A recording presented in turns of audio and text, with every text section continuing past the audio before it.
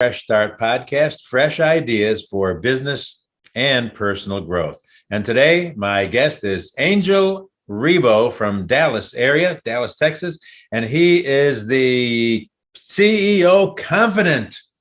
Exactly. Welcome, Thank you. Angel. Welcome. Thanks for being You bet. Of course. Thank you very much for having me, and thank you everybody who's listening to us today, David. Well, the CEO Confidant influencer, a LinkedIn strategist, international V host. What is a V host? TV host. Oh, I'm sorry. I dropped the T. Sorry. It's okay. It's fine. Yesterday, I dropped coffee all over my lap while I was recording. So I had to, the show must go on. So I just kept talking. I agree. That's funny. You were born near Barcelona, Spain. That's a beautiful place. Tell me about that. Yeah. So basically, I was born in a city which is 1 hour away from Barcelona. It's still part of that region of Catalonia that probably you're familiar with. Yes. I was born in a middle class family. I was really blessed that since very early on, since fourth grade, I started learning both English and French. And at the end of high school, I was able to, I was extremely fluent with both of them. When I chose where I wanted to go for college, I wanted to become a computer engineer. So I had to go to Barcelona with 17 years old. And actually, I have, relatives all over Catalonia, let's say, in different provinces in there. And my life has always been, I would say, it's like I was preparing for something internationally. Because also in college, one of the first things I did in college with 17 years old, it was actually started being the president of an international students association, which allowed me to have 3 different internships throughout my studies for several months in several, countries in Europe.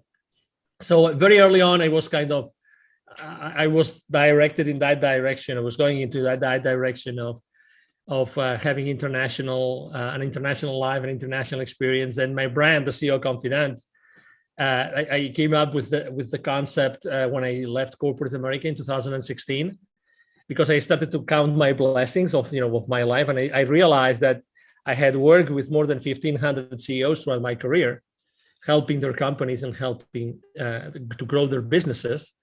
And then I said, well, why not using that term? And I looked for it. It wasn't protected, so I took it, and the rest is history. So I helped more than 1,500 CEOs in 33 different countries for the last 20 plus years. Wow. And yet you look so young. Thank you. Let me tell you why. Excuse me. The reason why I still look young, besides being extremely passionate and enthusiastic and pretty an upbeat guy, I take a cold shower every single morning. I've been doing that for the last probably 5 years, and time flies. So it's a habit, and apparently everybody who takes care of their skin this way, I think that helps with their skin also. I use really only like natural tested products for my skincare. I don't know, I think that the energy that goes inside of me helps me to keep all my cells young and rejuvenated. I was just telling Dave before the conversation that I used to go to Costa Rica a lot. Unfortunately, I was not able to go to the beach, not one time, although I had visited Costa Rica, I don't know, maybe 30, 40 times. But I'm sure that I will have the opportunity to go like on a different kind of trip, and to go to one of the many rejuvenation centers and experiences that you can have in Costa Rica. Just a heads up, top secret, I'm working on a project here where I can bring in people like yourself, some CEOs, and have actually a mastermind kind of a special exclusive retreat here in Tamarindo, and they can enjoy all the amenities here in between, whether they want to go horseback riding on the beach, or snorkeling, or deep sea fishing, sailboats, or whatever they want to do in and around having some kind of a really special, unique, exclusive retreat for business owners, entrepreneurs, and people like that. Excellent. If you're a praying person, you can be praying about that because that is going to happen. Awesome.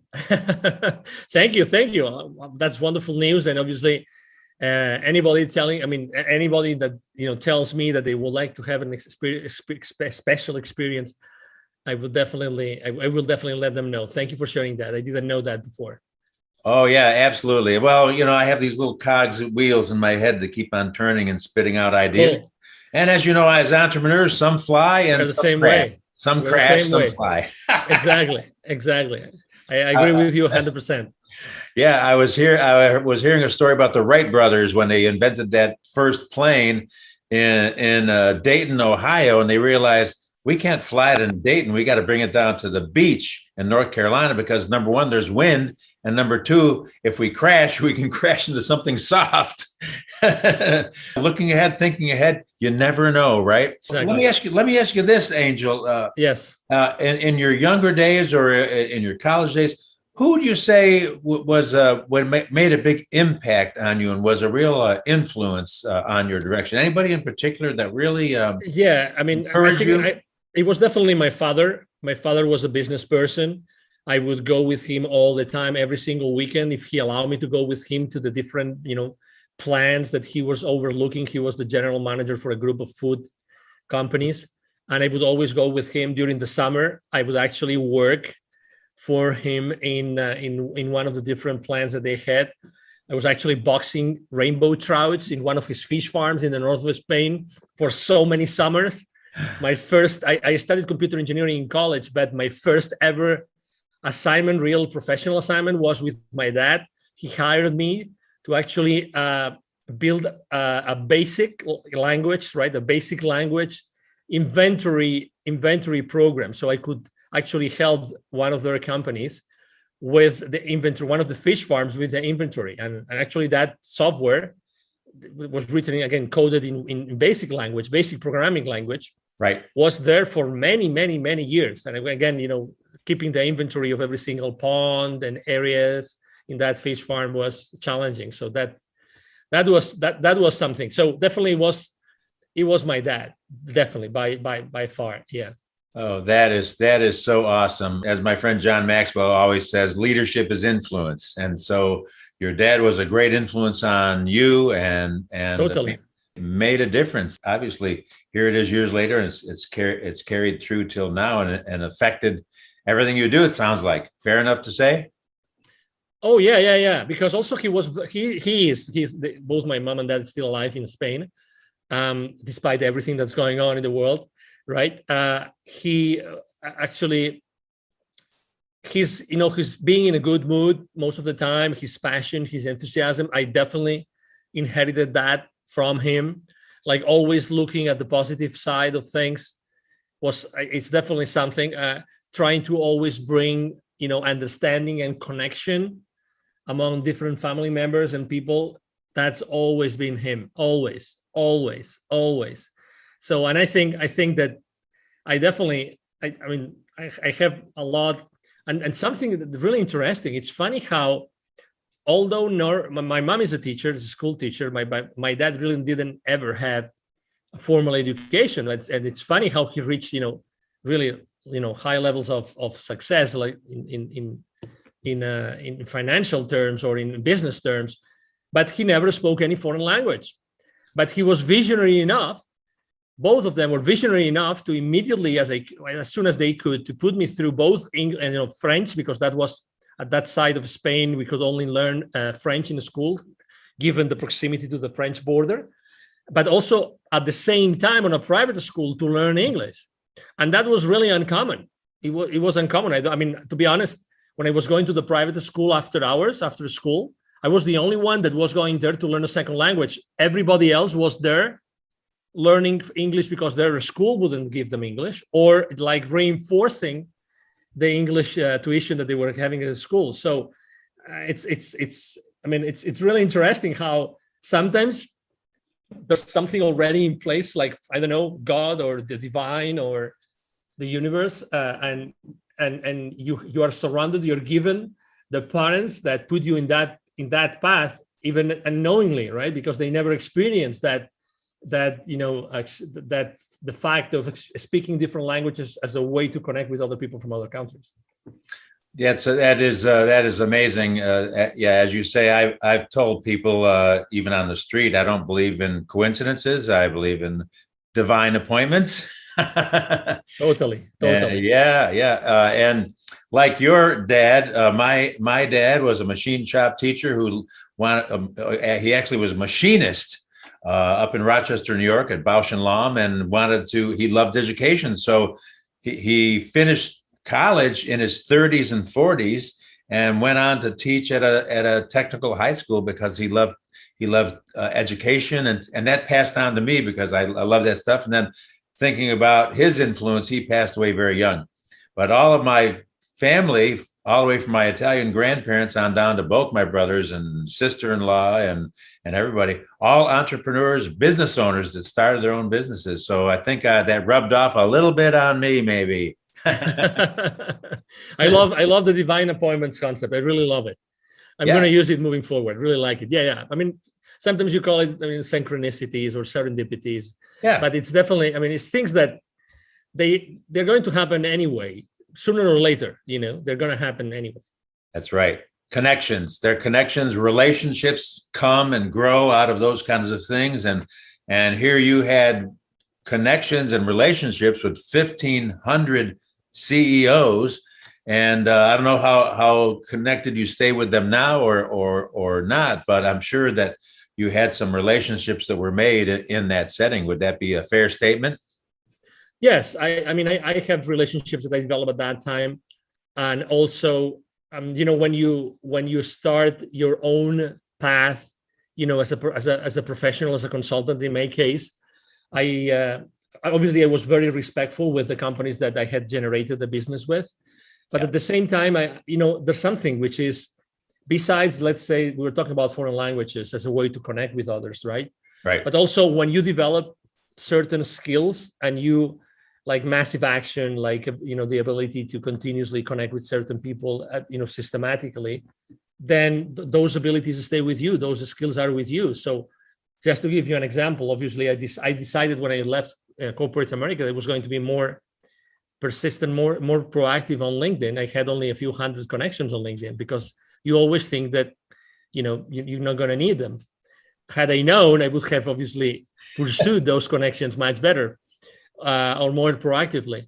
But still, I was able to create 27,000 connections. Today, I stayed over 28,000 connections, 82% of which are with senior executives in corporations. So to your point, I think that the good thing about our lives is that you develop certain skills in certain ways and abilities to do things. The good thing is that you keep on nurturing, this skill that you were able to create at some point in your life, and you are able to use it consistently in order to develop relationships. Right now, obviously, one of the main challenges, and that's why I have a large team already working with me, is nurturing those relationships I have with the people in my network. That's the most important thing, making sure that these people, we have meaningful conversations with them, and we don't dump, any information on anything that cannot be of interest. I think that right now that everything is moving like virtual and remote, it's more important than ever to be able to just exchange online the minimum amount of information, the only one which really interests whoever you are talking to. That is exactly right. I'm speaking with Angel Ribo, the CEO Confidant, and I've got a lot more questions, so don't go away. And we're not taking a commercial break either, by the way. Just I just like to pronounce your name. I used to be one of my many jobs was the afternoon news anchor, and I get my hand slapped if I pronounce names incorrectly. Quite unlike the newscasters today who don't know who they're talking about sometimes. Crazy. But Angel, thank you. So I wanted to ask you some more questions, obviously. Tell me what the focus of your business is right now these days. Yes.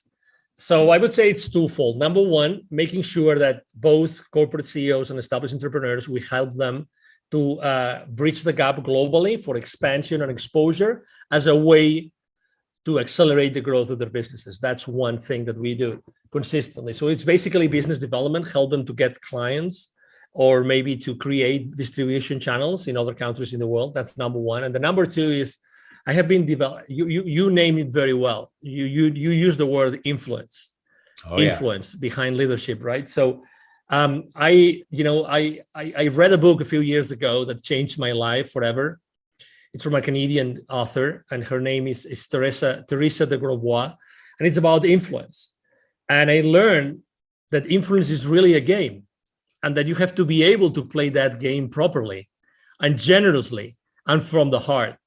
And I think that I have been able to, humbly speaking, been able to do that. And I consider my team and myself a real, influencer on LinkedIn and other social media outlets, because we are very consistent. We are always there with particular content. It's always, positive content, trying to make sure that we are current, that we're talking to the audience that we talk to.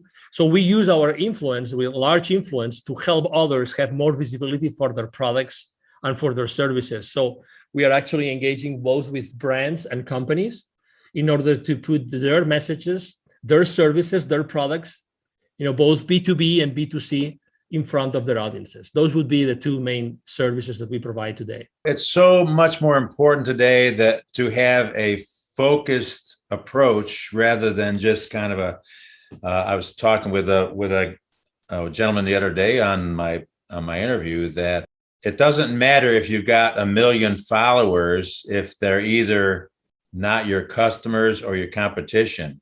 If you have 10 followers that are the right people that are either your customers or your competition, then you are reaching the right group of people you want to reach, regardless of the number that you've built it to. And so that's the whole, that's what I really enjoy about LinkedIn, because I interviewed a guy in Philadelphia that's a LinkedIn expert as well. And he taught me some of these things about my profile and how to show up and how to look. And I changed it around, and I can't believe how effective that has been with the number of people viewing my profile every week, especially now contacting me through the service that you and I use for interviews. Yep. I've got bookings up through July right now. Congratulations. It's just me, just plain old Dave. So good. So tell me, what is the Board of Evolutionary Business Council?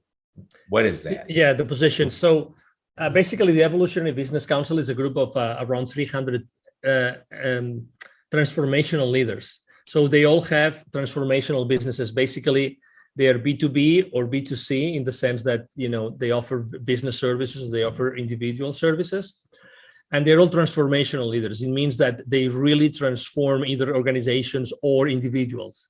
They carry those individuals or those organizations through processes that allow them to achieve different levels of performance, of wellness, well-being, etc. So they are, again, people that they have this in common, but also they have large following. So they have large influence levels, all of them. So we combine, as I said as I try to explain on my bio, we really have different many hundreds of millions of people as outreach, and the main goal of the organization is, as the name says, Evolutionary Business Council. We believe that there's a better way to do business, and we believe that different areas in society need to change, and we want to be the changers. So we want to use our combined influence to do things together. That's what we want to do things together to change this world together in an evolutionary way, not revolutionary, but evolutionary way. And it happened to be at the board of that organization. I've been there for a couple of years, and that's what it means. So basically, I'm blessed with being at that level to help the organization as much as I can. That is very awesome. I like that concept of evolutionary rather than revolutionary. However, I happen to be a revolutionary. I didn't march against the Vietnam War or anything like that, but I started my own revolution. I call it the encouragement revolution. That's cool. I think that the book that I wrote was all about the power of encouragement and how we can actually learn concepts of how to encourage people with whatever their level in life is, and just put a spark of hope, put a smile on their face, just simple things that we can all do every day if we're paying attention. And that's the key, is that to be attentive. So that's my revolution. You got your evolution, I got my revolution, and it's all good. Absolutely, it is all good, and you just tapped onto something which is really important. If you realize there's so many things that are distracting us today, and it looks like the system wants to distract us, and they want to pull us in so many directions, so we cannot focus really on anything. And I remember watching this movie. It's called like The Social Dilemma. Yes, yes. Okay, if you probably watched it or seen it, it's funny how they explain the former executives of those social media companies. They explain how the main role is to distract us and to make sure that we continuously consume content that they put out there. So I think that obviously, I mean, we all like, we all, I think that the main lesson to be learned there is that, be wise with the use of your time and keep on using it to find, businesses, which I do. I found a lot of businesses on Instagram and Facebook and on LinkedIn that have served me, and that's very good. But at the same time, just be mindful of the time you spend on those social media outlets. Yeah, there's a certain waste factor involved. You can really waste time very quickly and get, literally consume your day and get way off track from your focus. So it's something to be aware of and to take responsibility for, each of us individually. Yeah. And I think people are catching on, and to a large degree, people that I've talked to that they're saying, yeah, I really need to, not just go off in la la land. How many cat videos can you watch? Exactly. And in addition, this is very exciting because I love the charities that I work with and am involved with. My son had cerebral palsy, and so I'm very interested in the disabled community, and I'm on a board of directors in San Jose, California for disabled adults, and as well as another organization for disabled high school kids.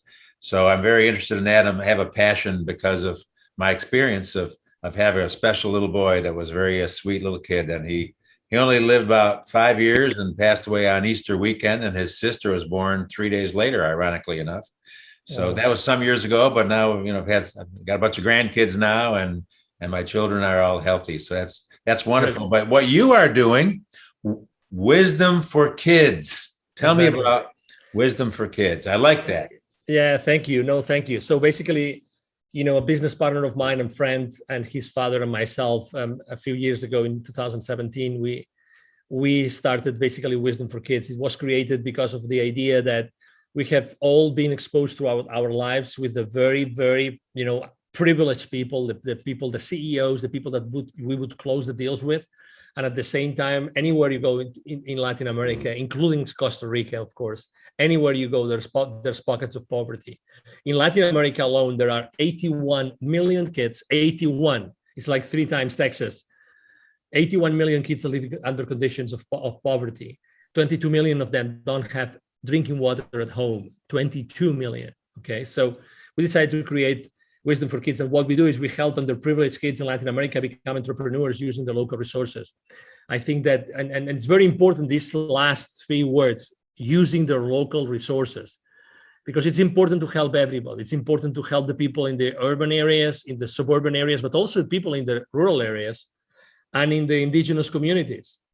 And depending on where you go, the levels of poverty is different. Actually, the further out you go from cities, from towns, the more poverty there is. And the maximum, the peak is with indigenous communities. I mean, they have like a 95% of the kids in the indigenous communities live under the threshold of poverty. And that's like really crazy. So we launched it after a couple of years having, a very thorough, like, how to say this, we had a couple of PhD students working actually in the concept. How could we develop a workshop that we could impact the kids? And, with every single activity that we would carry in any particular territory, that, this web workshop would resonate with the kids and would stay with them. So after this time with, those 2 kids, we spent almost a couple of years with that. We launched Wisdom for Kids, and so far we have helped more than 1,000 kids and their families to start a journey to entrepreneurship. Unfortunately, we had to stop last year, 2020, we had, given the restrictions, we had to stop all our activities, but we are sure that we will be able to be back on the road soon. That is outstanding. And we have a similar concept at our schools that we've been building in Kenya for years amongst the Maasai tribe, is using their own resources. So we really have focused on using, even in building the little school campuses in these little villages, using local builders, local well diggers. They don't need us to come over there with our hammers and do all that stuff, and with a high unemployment rate, as well as some training for the women who have built beautiful co-ops, entrepreneur co-ops, creating things and getting these micro loans from the bank there. And it's amazing when that kind of thought process is offered and trained and shown to people. Exactly. There is a level of excitement that can happen among individuals where they can see, to a degree, the way out. But you hit it the nail on the head. I was just talking about hammers. You hit the nail on the head with local resources. I'm impressed with the entrepreneurial mindset of people that don't have water or electricity, but they all got cell phones. Yeah, that unfortunately, yeah. I mean, that happens, and that shows you also. I mean, we're not there to fight, right? We're not there to fight against any culture, any habit, right? It's just what it is, and actually, it's a very important point for us, which is we're not disruptors. We just go there in order to support, in order to empower the people. Yes, and to empower the people that want to be empowered, because at the end of the day, we know that even though we developed, very powerful workshops, at the end of the day, also, it's the parents who are going to decide if this kid is going to do something, the parents or the tutors, right? Because depending on the type of community, unfortunately, the families are not, let's say, properly structured. So the kids don't have the proper support. And myself, I have myself been also involved in many different initiatives regarding special education kids. So I have encountered, and you probably have done the same thing, have experienced the same kind of situations that, special needs kids of, yes. of any origin, right, when they live under the threshold of poverty, their chances of succeeding are so remote. Really, it's like, so that's why there's a specific things. And we started to partner up with other kinds of nonprofits, so that they could actually bring additional support to the areas where we go. And I just, for instance, I remember I gathered a group of kids outside an indigenous community, and I started reading them a book in English. They loved the pictures. They couldn't read in English, but I translated it into Spanish. And one of the kids that was around was next to me. He had issues with his eyesight, so he couldn't read. And you could see him, yeah. And just with a surgery, that's in a matter of weeks, he could be completely healed. So I know that his future is unfortunately challenged and jeopardized because of the origin of his family, yeah. Right? And his mother was actually literally selling, ice cream or popsicles, more ice cream, popsicles outside a particular area that was from time to time visited by tourists. So, it's extremely important that we bring awareness to what's going on in these areas, in these territories, because other people can actually help and partner up with us and do much more, so much more.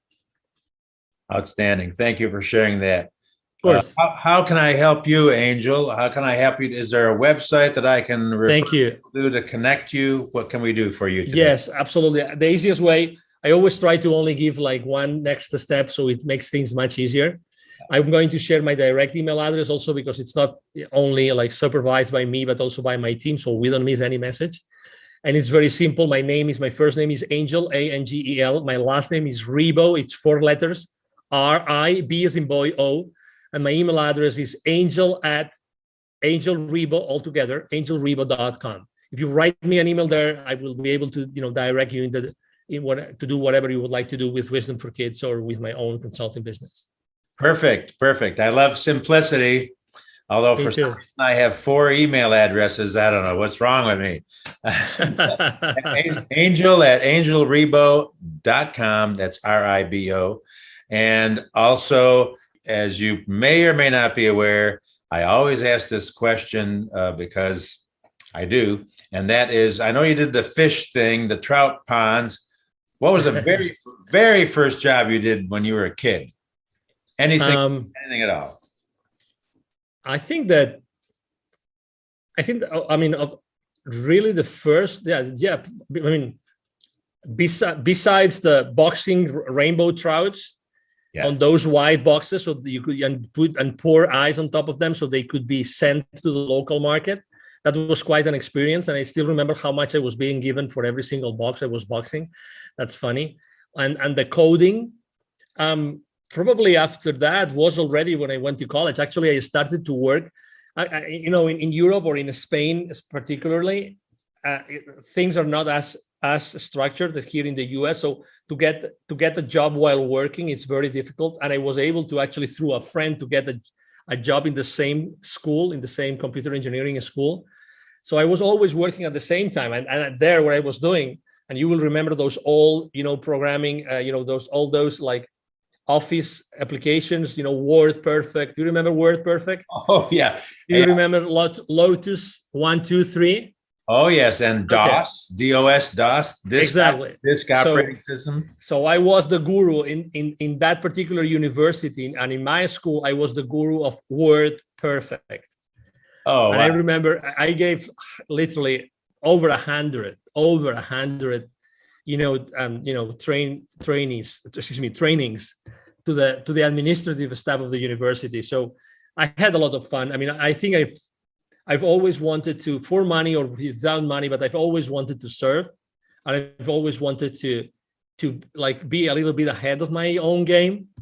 So that's a great question, because typically we not always think about how to generate wealth, and also how to sharpen your own pencil, right?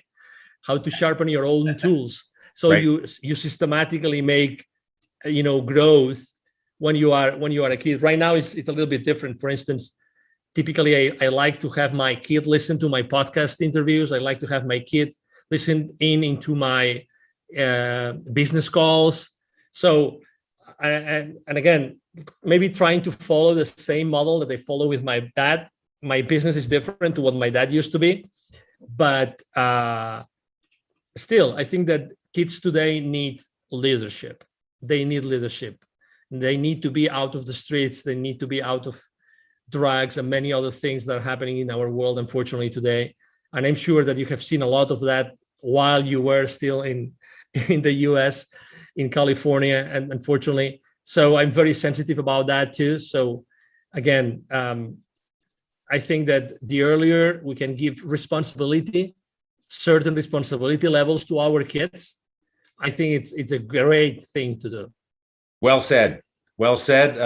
My mind was whirring there, thinking about passing on oral tradition, training, and giving your kids a head start, really. Like the credit card commercial, priceless. Exactly. Some things, regardless of data, some things cannot be measured, and that is one of them. Totally. Angel Ribo, my guest, thank you so much for being with me today. A real treat for me personally, and great to get to know you. I'm sure that we will connect again and maybe do some we will do some great things together in the future for the benefit of all, and just keep on passing along what needs to happen, what our gift is and what we're able to do, and be just a cog in the wheel if that's what it takes. But appreciate you, man. Thank you so much for being here. Count on me, Dave. Anytime. Thank you. Thanks.